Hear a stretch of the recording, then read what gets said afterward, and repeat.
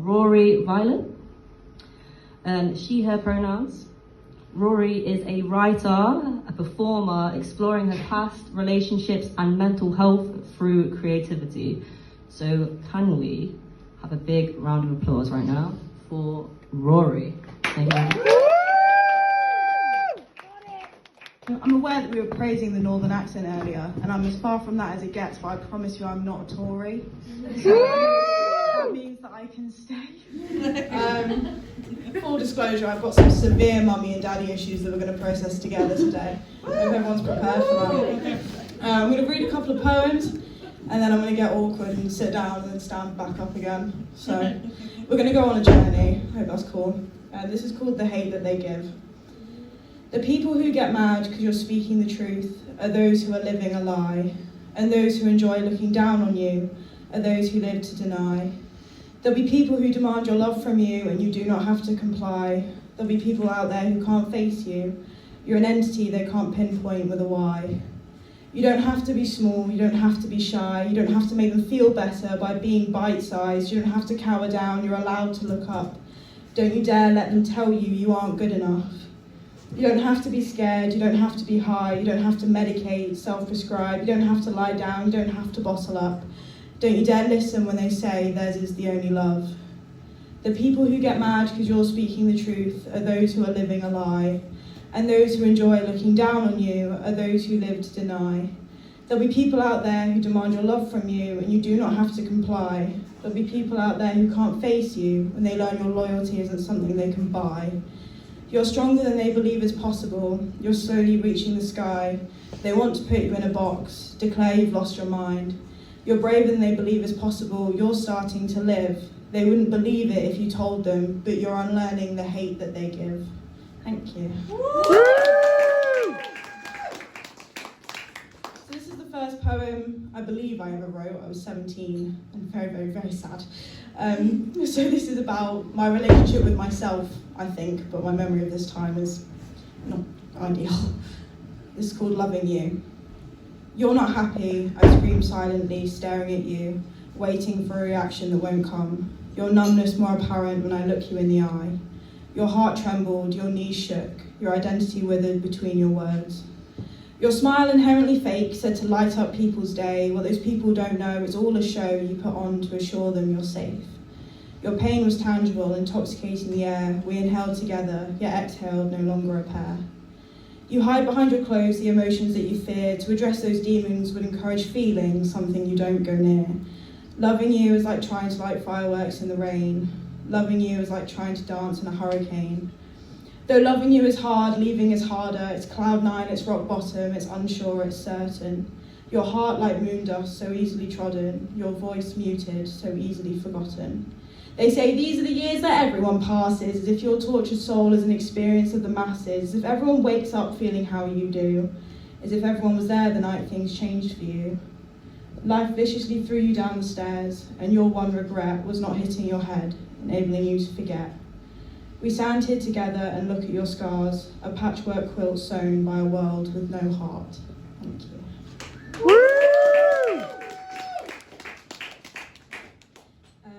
This one's called Fireworks. I wrote this I was just at a bus stop, and then I finished writing it and I was like, damn, I should read that at some point. So I'm going to read it now. We've reached some point. This is Fireworks. When a firework explodes, it leaves a mark in the sky, a residue. You're not here exploding anymore, but you're still here. I know it because I can feel you. You're not here exploding anymore, but I still can't move correctly. I question every thought, I express myself carefully. When a firework explodes, it's a parade of colours, children in awe, lovers caressing lovers. When you exploded, my heart dropped. When you exploded, my world stopped. That lingering cloud post-colour parade gives onlookers chance to reminisce. There's a little split in the sky where the light used to be, the bang, then the colour, then the mist. There's a difference though between you and a firework, not just the lack of colour and love. When a firework goes off, people notice. They gather, stare. You wouldn't like that, would you? You prefer your onlookers unaware. Now I'm the split where the light used to be. You might remember it. It was there before you exploded. It's the light you robbed from me. I will outrun this residue, I will from you be free, and when you turn back to look, you won't even recognise me. Thank you. Woo! This one's called The Show. I promise it gets happier at some point. It's called The Show. Pain is relative, perception is reality, your worst and my worst feel the same. Not literally, but conceptually, if that's the worst you know, then that's the worst conceivable pain. There are certain depths, though, that some people haven't been. You can tell by their eyes the pain that they've seen. You can tell by their responses, their mannerisms, their hope. They haven't been to your depths. They've been enabled to float. See, my pain is the kind that splits the conscious, the kind that makes people fear you. Suddenly paper matters and you're a lot on it. The red tape is lathered in glue. Suddenly perception matters and theirs of you is tainted. You're no longer a person, just a risk to be debated. You're too dark and twisty, too big and scary. You pray to God, begging to be ordinary. I cover my eyes and my world goes hazy. Within that blur is why I'm called crazy. Within that mist is why I'm left alone. My brain will never be a place I'm happy to call home. My brain will never be a place without pain. I can't convince myself you feel the same. Seek out the similarities, not the differences, I know. But this isn't living. I'm just a participant in a show. Thank you. Woo! So you know the mummy and daddy issues I referenced earlier? This one's called Dad. I'm proper misty about it. You don't know which one I'm referencing. You've left footprints on my soul, my entire body you have been. Thanks to you, I'm never alone. That's the state you've left me in. I am your design, yet you intended for me to break. There's a flaw in your blueprints, though, a tiny little mistake. So you tried to make me small, tried to keep me in a box, and when you couldn't do it, you called me crazy, had me thrown behind locks. Something you didn't account for is what's happening now.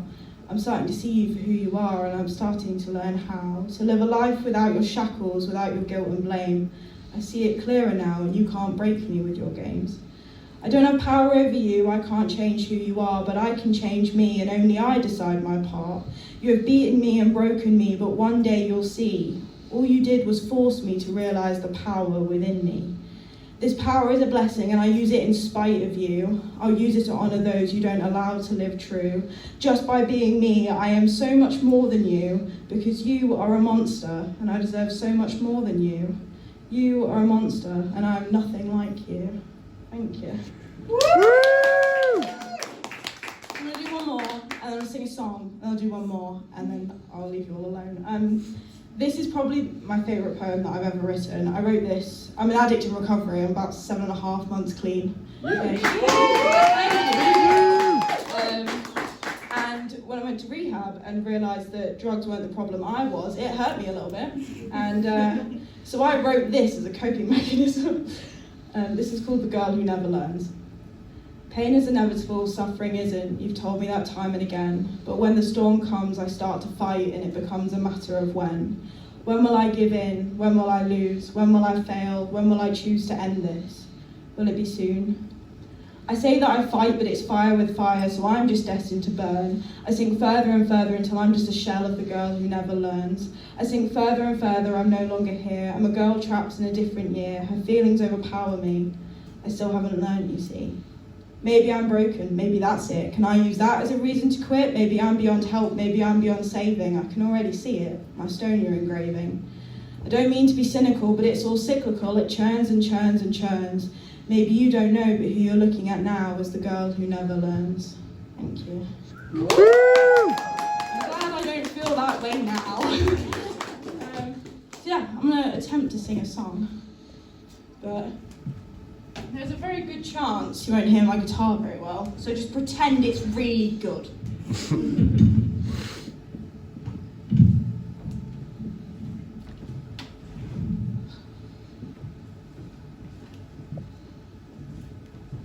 Yeah? Cool. Yeah, thank you. Yeah.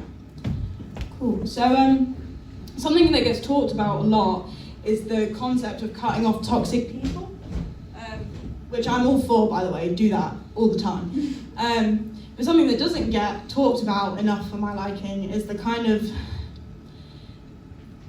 I'm going to say collateral damage, that's a lyric, but the stuff that happens as a result of cutting off toxic people, it's like this beautiful thing that you do that's massive for your mental health and recovery and becoming the person you want to be, but there's always something that happens as a result of that that you don't like. And for me, that's losing my siblings. My younger siblings I don't have contact with now, which hurts my soul.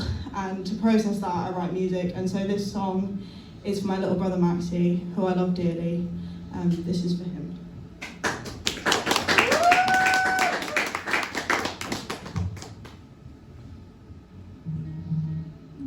It'd help if I did the right chords, wouldn't it?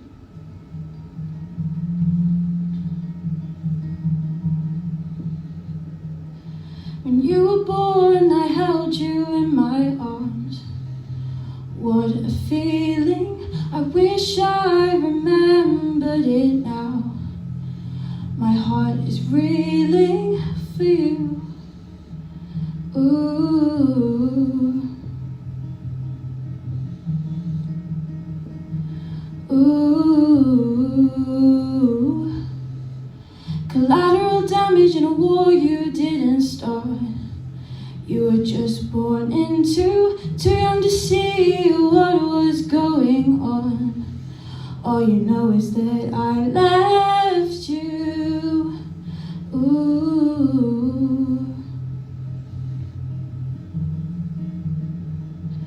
Ooh.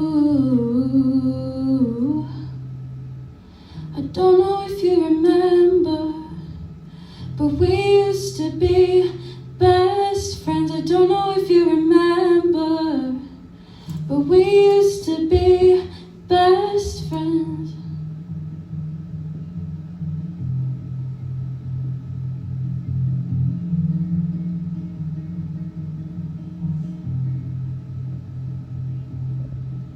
When you were born, I held you in my arms. I hate that I don't remember, but I remember your first day of school, in which dinosaur was your favorite.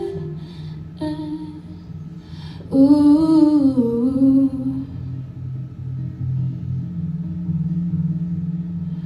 Ooh. I remember your first haircut and when you lost your first tooth. I remember the day I said goodbye and the way I held on to you. Ooh, and I'll never be the same. Ooh, and you'll think I'm to blame.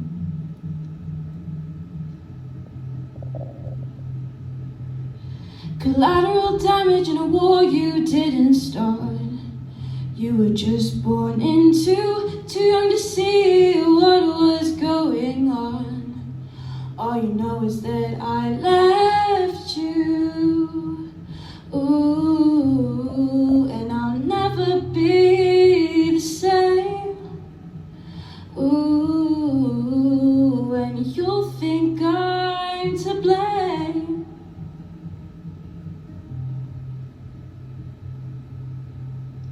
I don't know if you remember, but we used to be best friends, and I wish I could protect you, but now I am broken at best. I don't know if you remember, but we used to be best friends, and I wish I could protect you, but now I am broken at best. Thank you. Woo! I'm aware you probably couldn't hear most of the guitar, but that's fine, because that means that one of you needs to buy me an electroacoustic one to make up for it. So I'll appreciate that. I'll put my bank details at the end. So I'll finish off with this. This is called Hope. So hopefully no one's going to leave here as miserable as I started. I'm told hope and faith run in tandem. To me it feels like reckless abandon. To relinquish control, to not strategize. How would anything ever materialize? What I need to accept is that I am not God. I have very little control over anything I'm not. I control where my feet fall, I control what I say. I can't control you or every aspect of my day. That's where hope comes in. That's why I need faith, to realise where my power lies, to find my place. I can't take ownership over every good thing, for most of my achievements were when my higher power stepped in. I need to recognise I can weather a storm. I've survived far worse than this. I'm fed, I'm taken care of, I'm worn. Gratitude isn't lost on me, but fear overpowers. I don't deserve what I have. Soon they'll realise and it will sour. I have to have hope, for without it I drown. I sink into despair, a girl lost, desperate to be found. Hope, faith and courage, they are the key to whether you drive you, whether you're caged or free. I refuse to give up, but I'll surrender to win. With hope, with unity comes recovery, that's where I'll begin. I'll focus my attention on where my power lies. I'll put my guns down, I'll uncover my eyes. I've always been told hope wasn't for me, but I'm starting to learn a new way to be. I do have courage, I do have faith. I'm not scared to have hope, I'm not scared to take up space. When you've been where I've been, when you've seen what I've seen, you lose yourself, become a smokescreen. You convince yourself hope isn't for you. You refuse to see when others believe in you. I'm letting go of this, I'm announcing it here. From now on, hope is something I'll hold dear. I'm picking up faith, I'm putting down fear. I've got this, hope lives here. Thank you so much for having me. I've had a lovely time. Shameless plug, my YouTube is Rory Violet Music and my Instagram is Rory Violet. Thank you very much for having me. I've had a lovely time.